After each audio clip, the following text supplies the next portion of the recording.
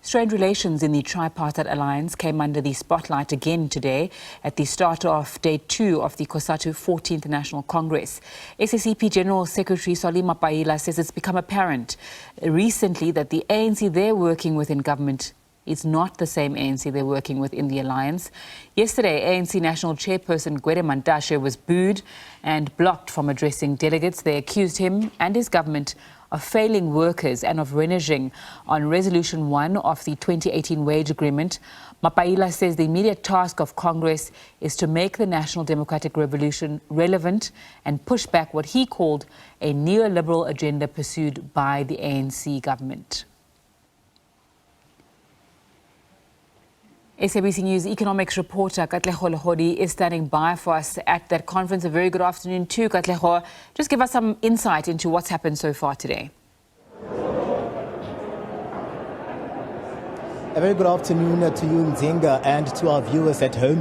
We're coming to you live from day 2 of the COSATU's 14th National Congress that is underway at the Gallagher Convention Center. A bit of a delay in the morning, Nzinga, to the program that was expected to start at 9 o'clock. But load shedding, we are told, happened here on the ground where the generators couldn't even kick in at around 8 o'clock, just more or less pushing for this Congress here, day 2, to be delayed. But you're right there to say that we just come out of an address by the SACP, that them being the tripartite alliance, an alliance partner to COSATU here on the ground, on the program, really to just give a message of support and their contribution here. And I must say, looking at what happened yesterday to one alliance partner, the ANC, the SACP was welcomed here on the ground with members of COSATU in their numbers approaching just the podium earlier on, singing songs to welcome Solly Mapaila, who gave an address here. I'm not mincing his words, Nzinga, talking about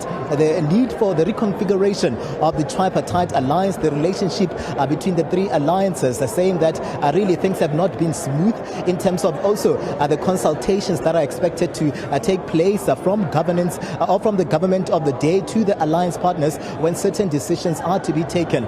So saying that they are looking at convening an urgent meeting after this Congress to just take stock of the alliance and where it's standing right now. Also just saying that as COSATU, they are ready. I mean, they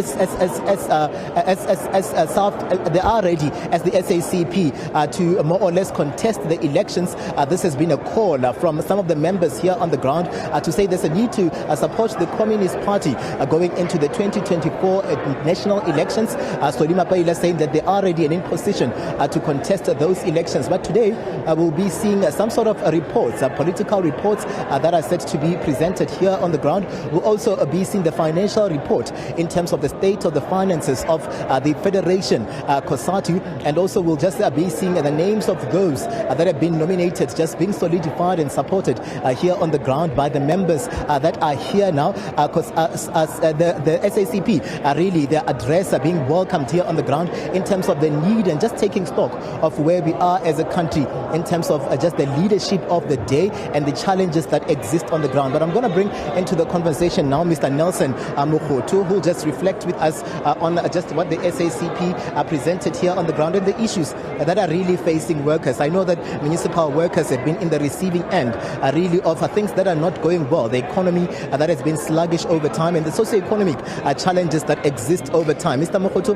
welcome to the SABC, sir. As SAMU, really what did you make of an address there by the SACP General Secretary Mr. Solly Mapaila? Did it at least instill some sort of confidence in terms of the tripartite alliance to say that at least the SACP is speaking a language that resonates with the workers here on the ground? Now, good day and welcome to our viewers. SAMU, in terms of the address by the South African Communist Party General Secretary, indeed we are confident that we still have leaders who can raise matters of importance to communities. You would understand that the role of the party is to vanguard the society, especially workers. What has been raised in Congress by the Communist Party, it needs to be taken seriously by the alliance so that the challenges that are facing workers in the country are also being taken care of. We are optimistic that if the party continues... Katlego will bring us that interview a little bit later on. Let's go to Gwede Mantashe addressing the media outside that Congress. To speak on day 1 and day 2. You can't say on day 3 or the last day you are allowing to speak of the ANC. That will be equal to disrespect. So have you spoken to the leadership of COSATU to say, I'm leaving, I'm not coming back, I have not been given an opportunity to speak in the past 2 The days? ANC has spoken to the leadership of COSATU that some of us are now leaving. We must go and do work that can add value somewhere else rather than sitting here and internalize the fact that we're being rejected. We have appreciated that we've grown to be objects of abuse. Everywhere we go, we've accepted that. But how you manage that is a very important exercise. When you are an object of abuse, you manage that by being cool and not cause a scenery, but appreciate the fact that you have the organization's dignity that you must keep intact. But a sentiment from workers is that they've been the object of abuse by the ANC for the past couple of years. The ANC does not bargain. Okay. I think that must be corrected. There's no ANC that bargains.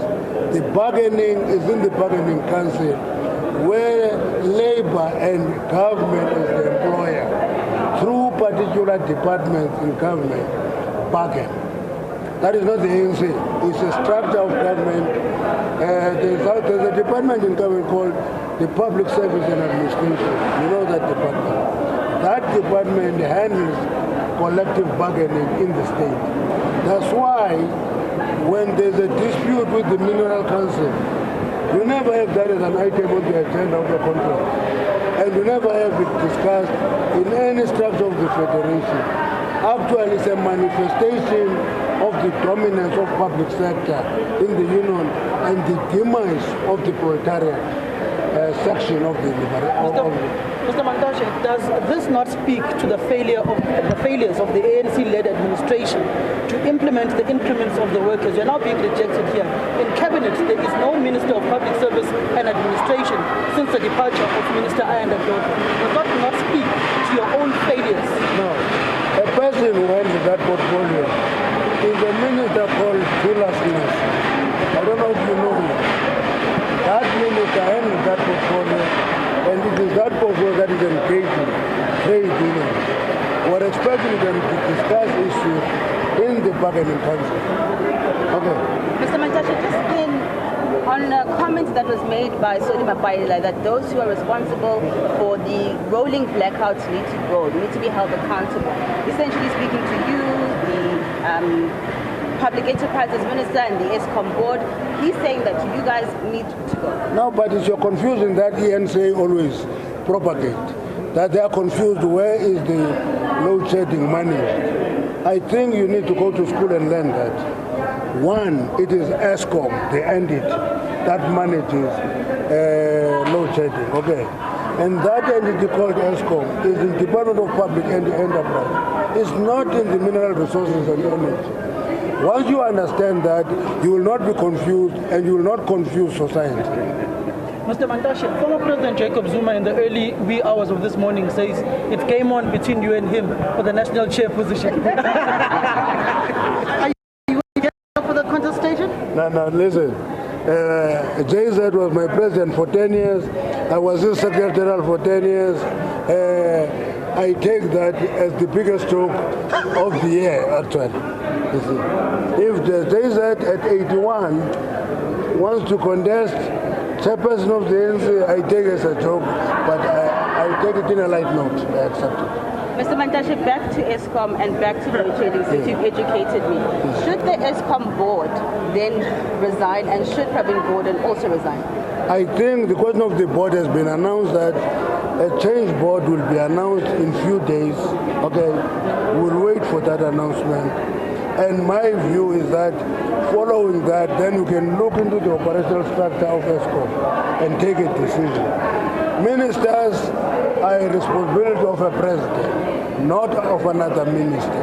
I can't stand here and fire another minister. It doesn't work that way. Another lesson. It's another lesson. Are you happy with the output in terms of how public enterprises then is managing this crisis? I don't access other ministries. I have a ministry. South Africa? No, I have a ministry to run. I can't go out and stretch my hand and do overreach and try to assess other ministries. I don't do that as a conscious exercise on my part. Okay. As a conscious exercise on my part, I don't do that. When there are problems with ESCOM, I raise my voice. There are problems with ESCOM, I talk loud. I don't keep quiet. When Transnet is a bottleneck for coal and iron ore to reach the port, I make a big noise. That's where my powers stop. Mr. Mantashe, coming back to the issue around COSATU and you not being able to address this Congress, earlier on speaking to Sizwe Pamla saying that they had spoken to the unions and they were saying that they're going to give you feedback in terms of, you know, the status and how the workers essentially feel about you being here and the ANC. What was the feedback you got from COSATU in terms of... We're not going to speak. We're not going to speak today, and we're given a flip-flop promise that they will still discuss it further. Now, I think it is too much of a burden on the Federation to try to push them to allow her to speak. We've not been allowed to speak. In May Day, the President was not allowed to speak in Rustenburg. So it's not a new occasion. I think 1 year, President Zuma was not allowed to speak in Mangaung. And we've actually endured that abuse. We've continued to allow every alliance partner to speak in ANC occasions. Then why do you let them speak at your occasions when they don't allow you to speak at their occasions? It's because when you are a matured partner, you don't do revenge. So we are immature. You are immature. We are You are immature. No, you are immature if... No, you are immature if you...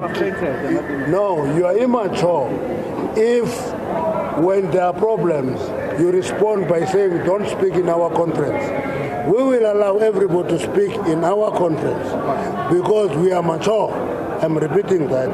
That is the reality that we must internalize. Does this not speak of the leadership crisis within the mass democratic movement across the board? Maybe it is, but the leadership is not a leader. You know, when you draw leadership, you draw a pyramid. Okay, there are fewer at the top, more in the middle, very much more at the bottom. And that leadership of the movement cuts across the ANC, the party, and COSATU. Now I was talking to Bones in Sakao. I said, Bones, in your delegation, the only person I can remember is yourself and your deputy. I don't understand, I don't know many of these, because in 1985, many of the current members were not in COSATU, they were not born others. They are now here. We have a duty to actually tell them that this federation has a history, we are part of it, and will not disown it. They can kick us out, but we are part of the history of this federation. If you were given a chance, what were you going to say? No, it doesn't matter. I don't need to talk to you about what the message would be in a platform. I don't need to. So you don't have any message? Have you had a conversation with the president of the ANC? Now, when I talk to my president, I don't report to SABC. I just talk to my president and he talks to me. I have no obligation to report to the SABC. That's why 81-year-old is contesting you. Thank you very much. Thank you very much. Thank you very much. Was the national chairperson of the ANC, Gwede Mantashe, essentially saying that they will no longer be speaking at this COSATU Congress and that they are essentially leaving as the delegation of the African National Congress. He also responding to those early hours morning of the letter sent by former President Jacob Zuma, signaling his availability to contest for the national chairpersonship position that is currently held by Gwede Mantashe. So in essence, the